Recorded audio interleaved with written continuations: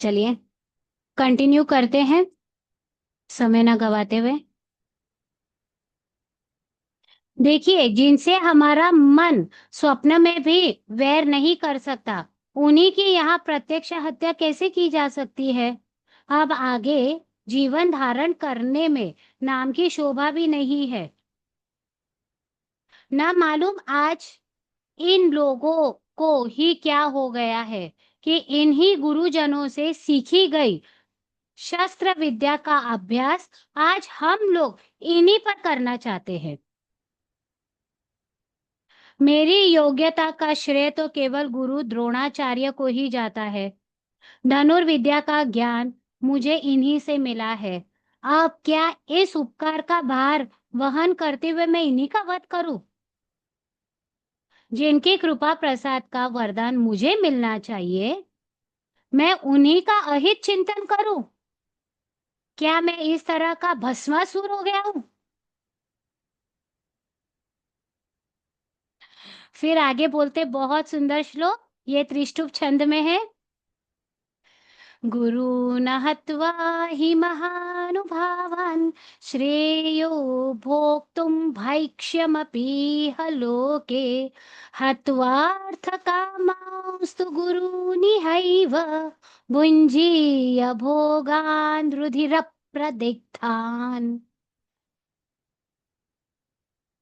इसलिए इन महानुभाव गुरुजनों को न मारकर इस लोक में भिक्षा का अन्न भी खाना कल्याणकारक समझता हूँ, क्योंकि गुरुजनों को मारकर भी इस लोक में रुधि रुधिर से सने हुए अर्थ और कामरूप भोगों का को तो ये सॉरी क्या पढ़ रही हूँ, इस लोक में रुधिर से सने हुए अर्थ और कामरूप भोगों को ही तो भोगूंगा, केवल इंद्रियों को तो सेटिस्फाई करूंगा। अब माउली क्या समझा रहे इस श्लोक के बारे में? अर्जुन ने फिर कहा, हे देव, समुद्र की गंभीरता तो बहुत सुनी जाती है, पर उसकी वह गंभीरता भी देखने मात्र की ही होती है। पर इन गुरु द्रोण की मन की गंभीरता ऐसी विलक्षण है कि उसमें कभी हलचल होती ही नहीं। निसंदेह यह आकाश अनंत है, फिर भी इसको मापा जा सकता है, परंतु इन आचार्य द्रोण के अगाध हृदय के माप का कोई सवाल नहीं उठता। किसी समय सुधा का स्वाद भी बिगड़ सकता है, अमृत का सुधा अमृत, या काल के प्रभाव से वज्र के भी टुकड़े टुकड़े हो सकते हैं, किंतु द्रोणाचार्य की मनोवृत्ति कभी विकारयुक्त नहीं किया मनोवृत्ति को कभी विकारयुक्त नहीं किया जा सकता है।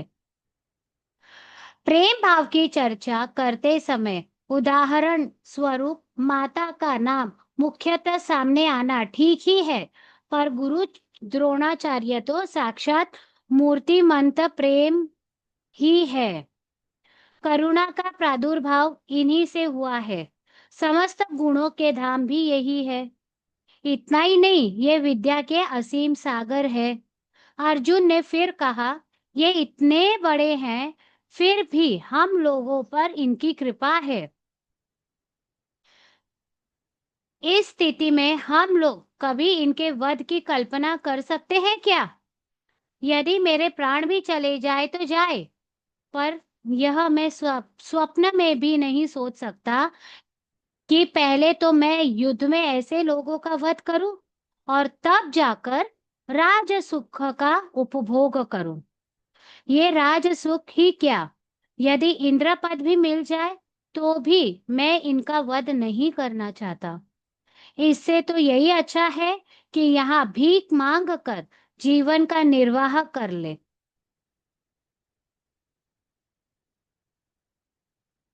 हम्म, इतना ही नहीं, देश त्याग करके अन्यत्र चले जाना अथवा गिरी कंदराओं में निवास करना भी श्रेयस्कर है। पर इन पर शस्त्र चलाना कदापि उचित नहीं है। हे देव, जिन बाणों पर अभी नई धार लगाई है, उन बाणों से इन लोगों के मर्म स्थान पर आघात करना, उनके हृदय पर आघात करना और फिर उनके रक्त से सने हुए सुख भोग को प्राप्त करना, भला ऐसे सुख भोग को लेकर कोई क्या करेगा?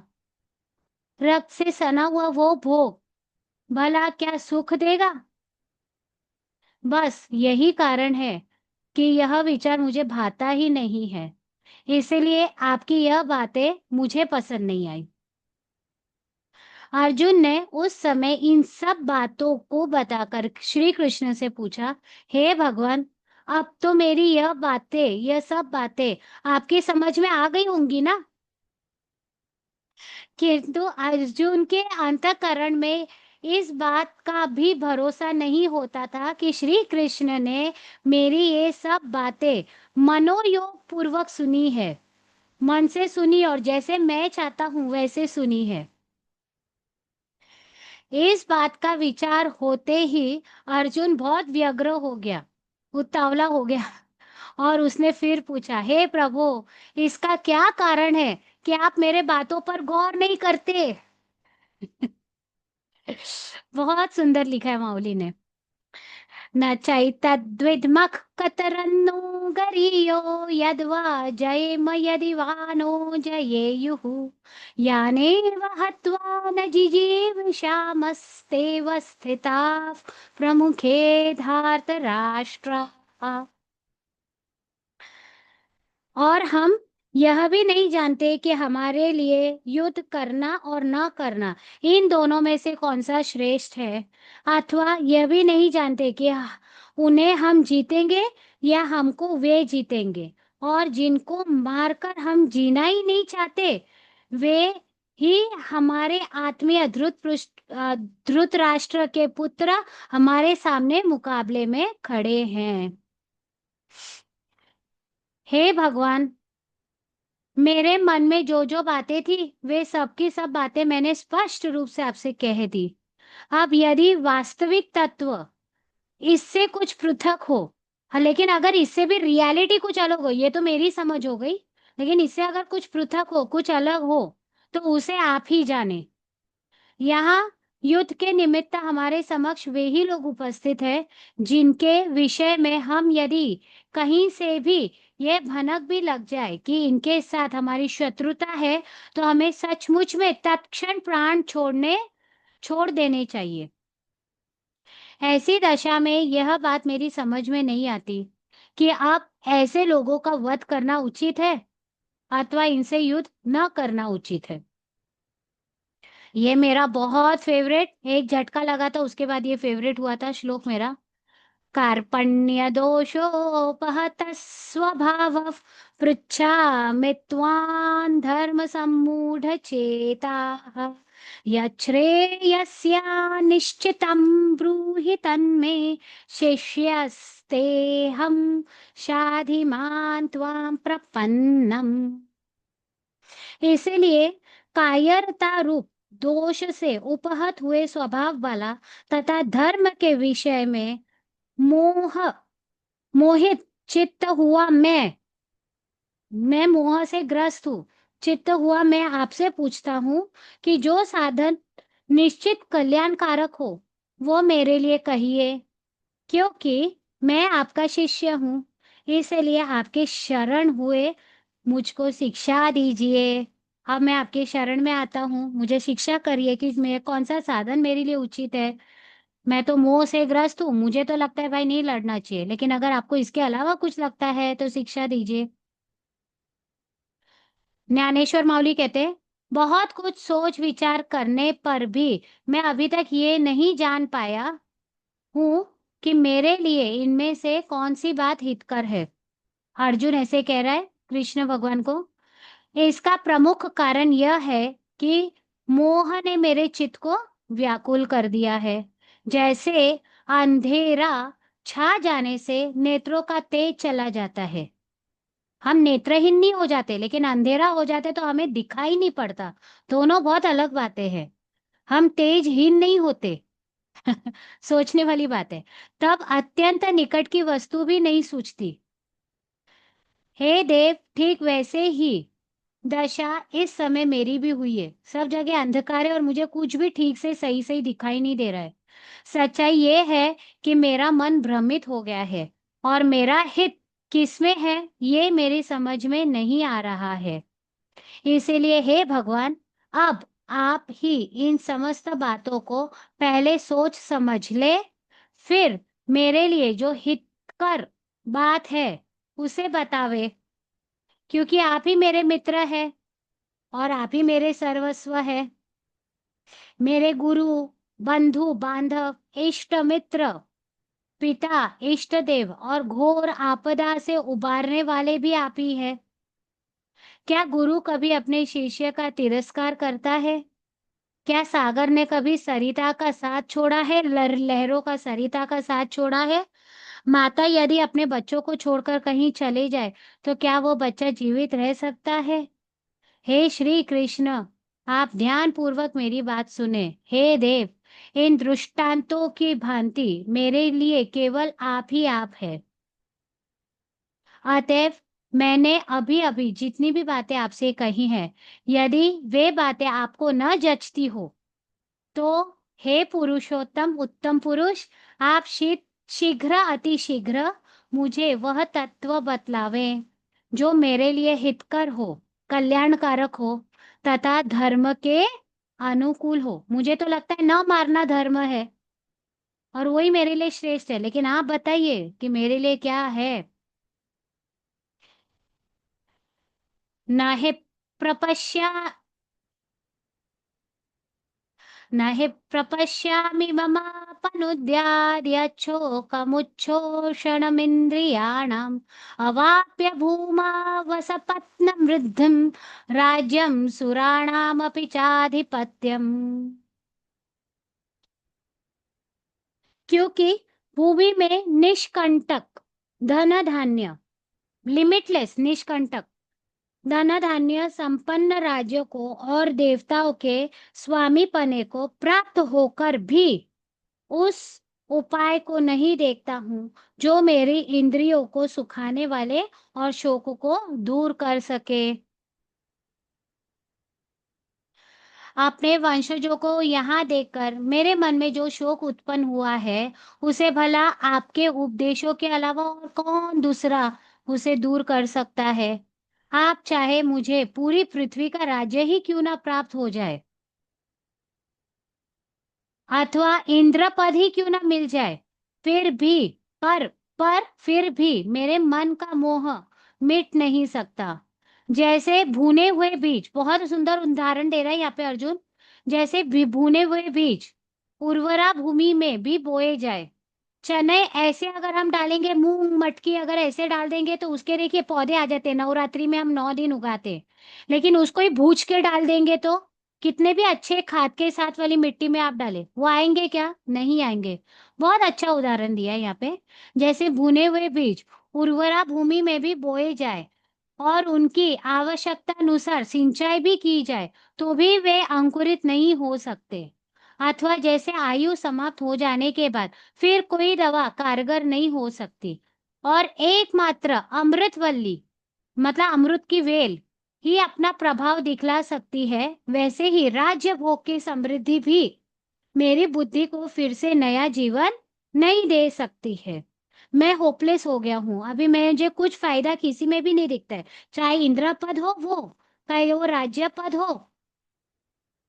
हे कृपा निधि, उसे पुनर्जीवित करने के लिए केवल आपकी करुणा की जरूरत है।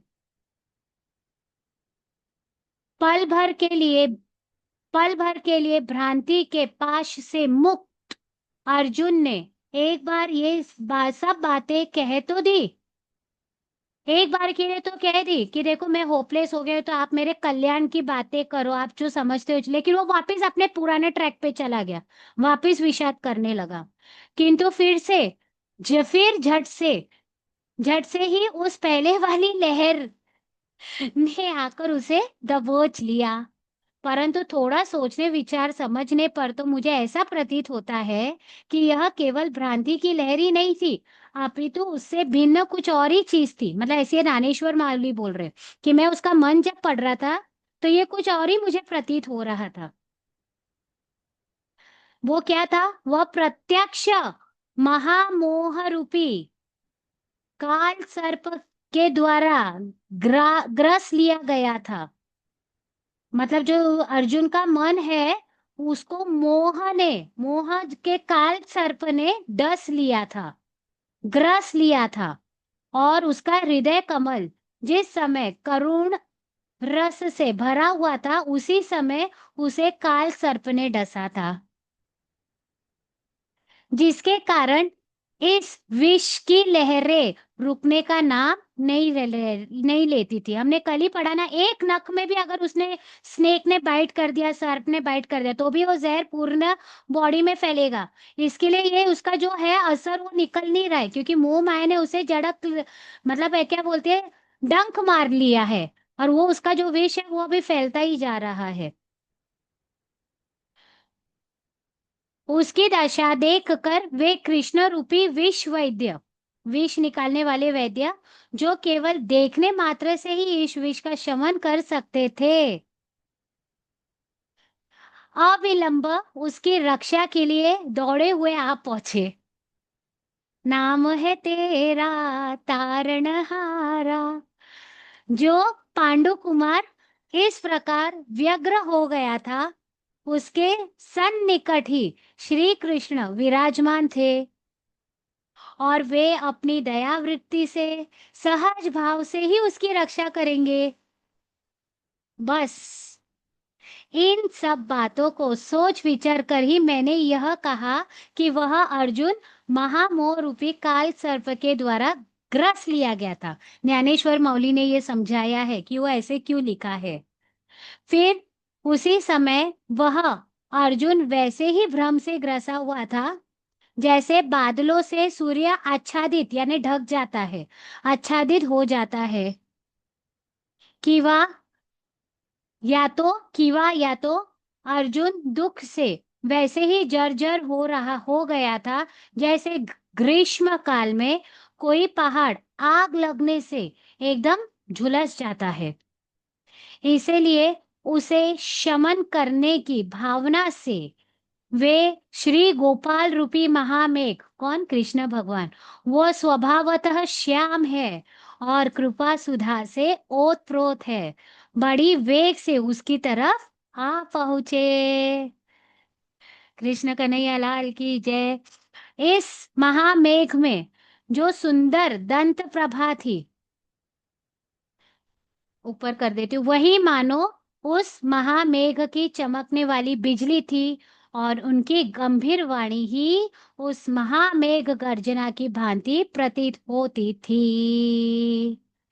ये कर लेते इतना, फिर हम श्री निवृत्ति नाथ का दास ज्ञानदेव, देखिए ज्ञानदेव कभी ये नहीं बोल रहे कि मैं ज्ञानदेव, श्री निवृत्ति नाथ का दास ज्ञानदेव कहता है कि अब उस करुणा रूपी महामेघ ने किस तरह उदार भाव से अपनी करुणा की वृष्टि की, वर्षाव किया, और उस वृष्टि से अर्जुन रूपी दग्ध पहाड़ किस प्रकार शांत हुआ, जो उत्तेजित हुआ हुआ पहाड़ था किस तरह शांत हुआ, और उसमें किस प्रकार से फिर से ज्ञान का अनुकरण हुआ। इसकी पावन कथा आप सब लोग ध्यान मग्न होकर कल सुनेंगे। बोलिए श्री राम कृष्ण हरि, बोलो राम कृष्ण हरि, बोलो राम कृष्ण हरि, जय जय राम कृष्ण हरि। बहुत सुंदर। एक मिनट जी। एक प्रयत्न था, कान्हा जी ने आइडिया दी कि ऐसे शेयर करके देखिए, नहीं तो शायद हम सब आनंद पा सके। तो बहुत सुंदर था। प्रार्थना कर लेते, उसके बाद हम ये थोड़ा आगे बढ़ाएंगे। प्रार्थना कर लेते फिर आप लोगों के हवाले ये सत्र।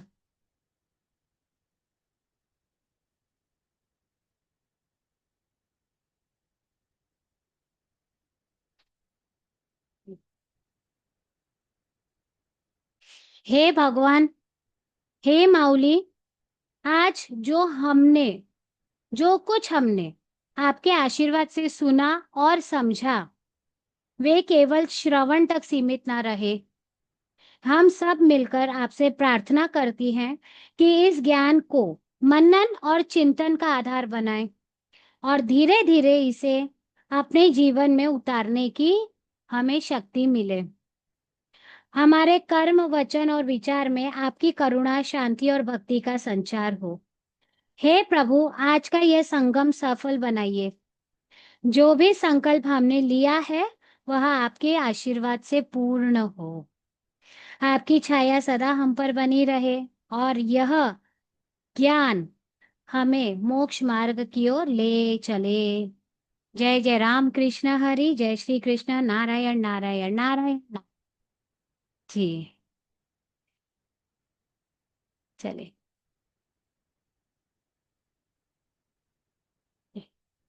है क्या कोई एडमिन्स में से कोई है? सुरक्षा है ना? जी।